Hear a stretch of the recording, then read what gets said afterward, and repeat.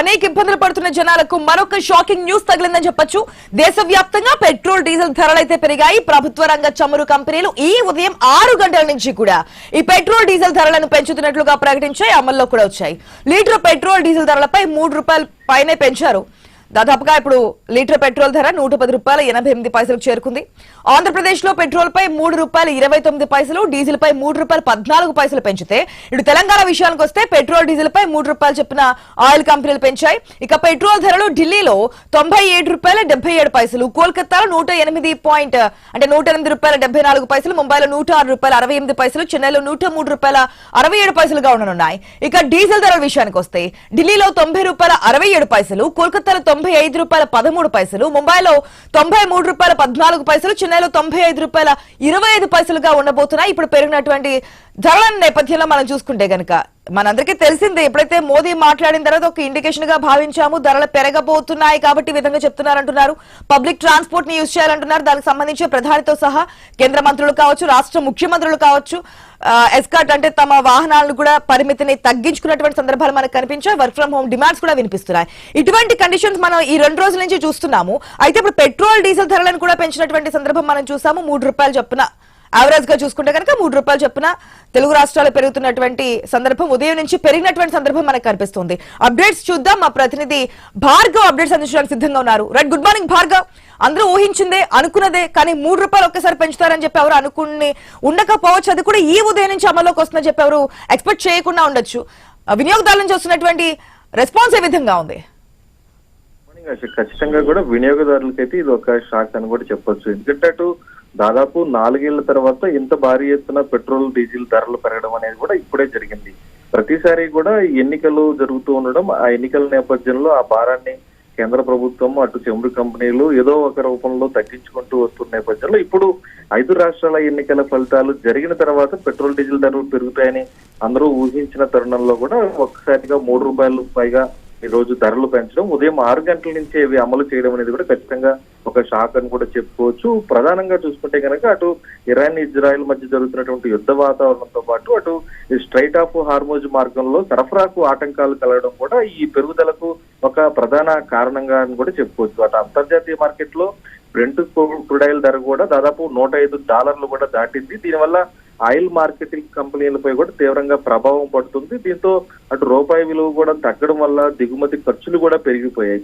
ఇవన్నీ కూడా ఈ ప్రభావాలన్నీ కూడా కలిపి ఒకేసారి చమురు కంపెనీలు 3 రూపాయల వరకు కూడా ధర పెంచడం అనేది కూడా జరిగింది. ఇప్పుడు ఏపీలో చూసుకుంటే కనుక దాదాపు 112 రూపాయల నుంచి 113 రూపాయల పైగా వరకు కూడా పలు ప్రాంతాల్లో ఈ పెట్రోల్ ధర పెరిగింది. అలాగే డీజిల్ ధర 100 రూపాయల నుంచి 102 రూపాయల వరకు కూడా కొనసాగేటువంటి అవకాశం కూడా కనిపిస్తుంది. దాదాపు 4 సంవత్సరాల తర్వాత ఈ ధరలు ఎంత పెరిగాయని కూడా చెప్పుకోవచ్చు. ఇప్పటి వరకు కూడా పైసల్లో మార్పు తప్ప పెద్దగా రూపాయల స్థాయిలో పెరిగినటువంటి పరిస్థితి ఎప్పుడు కూడా లేదని చెప్పొచ్చు. చివరిగా మార్చి 14, 2024 అంటే సార్వత్రిక ఎన్నికల ముందు పెట్రోల్ డీజిల్ ధర మీద 2 రూపాయలు కేంద్రం తగ్గించింది. అలాగే మే 22లో కనుక చూసుకుంటే దాదాపు ఇంధన ధరల భారాన్ని తగ్గించడానికి ఎక్సైజ్ సుంకాన్ని కూడా భారీగా తగ్గించి దాదాపు పెట్రోల్ పై లీటర్కి 8 రూపాయలు, డీజిల్ పై లీటర్ 6 రూపాయల వరకు కూడా తగ్గించారు. ఇవన్నీ కూడా ఎన్నికలు జరిగినప్పుడల్లా కూడా తగ్గించుకుంటూ వచ్చారు. ఇప్పుడు సార్వత్రిక ఎన్నికల ఫలితాలు పూర్తవడంతో ఈ ధరలు పెంచడం అనేది కూడా ఒక ఎన్నికల స్ట్రాటజీగా కూడా ప్రజలకు సైతం సాధారణంగా చర్చించుకున్నటువంటి పరిస్థితి కనిపిస్తోంది. ఎందుకంటే మొన్న మోడీ వచ్చినప్పుడు చెప్పడం మీరు ఇంధనాలు వాడకం తగ్గించండి అన్నో అటు ఎమ్మెల్యేలు, మంత్రులు అందరూ కూడా వాహన కాన్వాయ్లు తగ్గించుకోవడం, ఈ బైక్లు వాడడం అనేది కూడా కొనసాగుతోంది.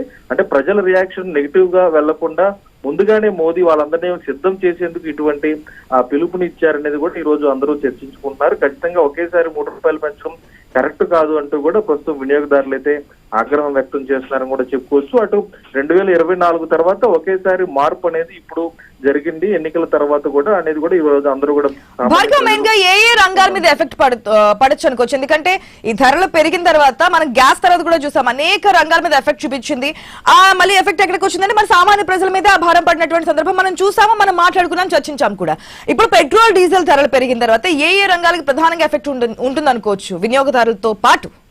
ఖచ్చితంగా వినియోగదారులతో పాటు సామాన్య ప్రజలు, పారిశ్రామిక రంగాలు, రవాణా రంగం మీద తీవ్రంగా కూడా ప్రభావం పడేటువంటి పరిస్థితి కూడా ఉందని చెప్పొచ్చు. ఎందుకంటే అటు ప్రతి వస్తువు కూడా ఉత్పత్తి జరిగిన వద్ద నుంచి కూడా ఎగుమతులు జరిగి అది ట్రేడింగ్ అవ్వాలంటే కనుక రవాణా చేయాల్సినటువంటి పరిస్థితి ఉంది. రవాణా అవ్వాల్సినటువంటి ప్రతి సరుకు మీద పప్పు, ఉప్పులు, బియ్యం ఇలాగా, అలాగే రవాణా వ్యవస్థకు సంబంధించి అటు ప్రయాణ ఛార్జీలు కూడా పెరిగేటువంటి పరిస్థితి ఖచ్చితంగా ఉంది. ఎందుకంటే ఆర్టీసీ కూడా ఈ మధ్య కాలంలో ధరలు పెంచినటువంటి పరిస్థితి కూడా లేదు. అటు రవాణా రంగానికి సంబంధించి ప్రైవేటు వాహన ధరలు కూడా ఇటీవల కాలంలో పెంచిన పరిస్థితి లేదు. కాబట్టి ఈ సాకు చూపించి ₹3 దాదాపు ఒకేసారి పెరగడంతో ఆ సాకు చూపించి కూడా రవాణా ధరలు పెరిగేటువంటి అవకాశం ఉంది. అలాగే నిత్యావసర సరుకుల ధర మీద కూడా ఈ భారం పడేటువంటి అవకాశం ఉంది. ఇప్పటికే దాదాపు జనవరి నుంచి ఇప్పటి వరకు చూసుకుంటే వంట నూనె ధరలు దాదాపు ₹150 పెరిగినటువంటి పరిస్థితి కూడా ఉంది 15 లీటర్ల క్యాన్ మీద.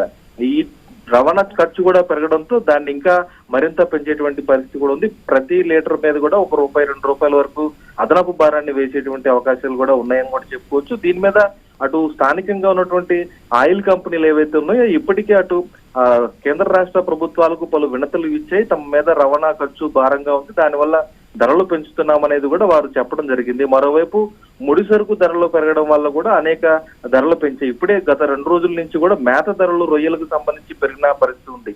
ఇప్పుడు రొయ్య రైతులు ఇప్పటికే ఆందోళన వ్యక్తం చేస్తున్నారు. ఇప్పుడు రొయ్యను ట్రాన్స్పోర్ట్ చేయాలంటే ఇక్కడి నుంచి కలకత్తాకు గానీ అటు చెన్నైకి గానీ పంపించి అక్కడి నుంచి విదేశాలకు ఎగుమతులు చేసుకునే అవకాశం ఉంది. లారీల్లో పంపించాల్సిన పరిస్థితి కూడా ఉంది గోదావరి జిల్లాల నుంచి.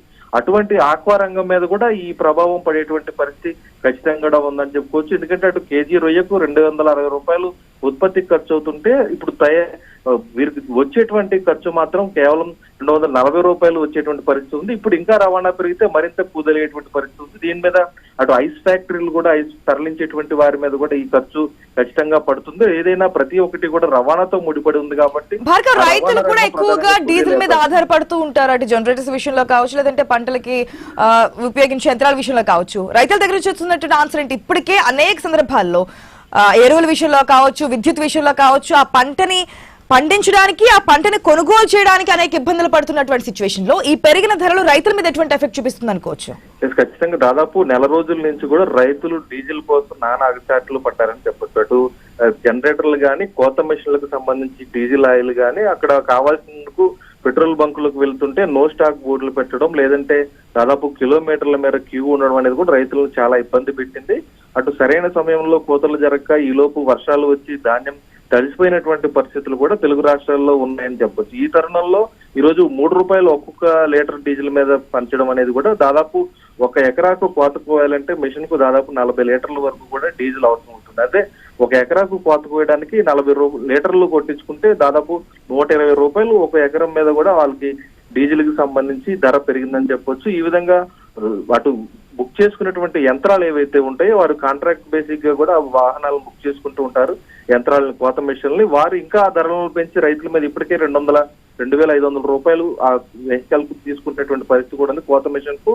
ఆ కోత మిషన్ ధర కూడా పెంచే పరిస్థితులు ఖచ్చితంగా రైతుల మీద భారం పడతాయని చెప్పొచ్చు. అంతేకాదు ధాన్యం కోసిన తర్వాత దాన్ని మిల్లర్లకు తరలించడానికి గానీ, అటు చేలు నుంచి బయటకు తీసుకురావడానికి గానీ ప్రతిదీ కూడా ట్రాక్టర్లు, లారీల మీద ఆధారపడాల్సిన పరిస్థితి ఉంది. రైతుల మీద ఈ భారం కూడా ఖచ్చితంగా మరోసారి పెరిగేటువంటి నడ్డి విరిచేటువంటి పరిస్థితి ఉంది. ఇప్పటికే అటు కోతలు పూర్తయ్యాయి, దాల్వా సీజన్ సంబంధించి అటు సార్వా సీజన్ ప్రారంభం కాబోతుంది. ఎరువులు, విత్తనాలు కూడా తీసుకొచ్చేటువంటి పరిస్థితి ఉంది కాబట్టి ఆ రైతుల ప్రభావం ఉంది. అలాగే మరోవైపు సాధారణంగా ఉన్నటువంటి ఇసుక, సిమెంటు, బస్తాలకు సంబంధించి గృహ వినియోగదారుల మీద కూడా ఈ భారం పడేటువంటి పరిస్థితి అయితే ఉందని చెప్పొచ్చు.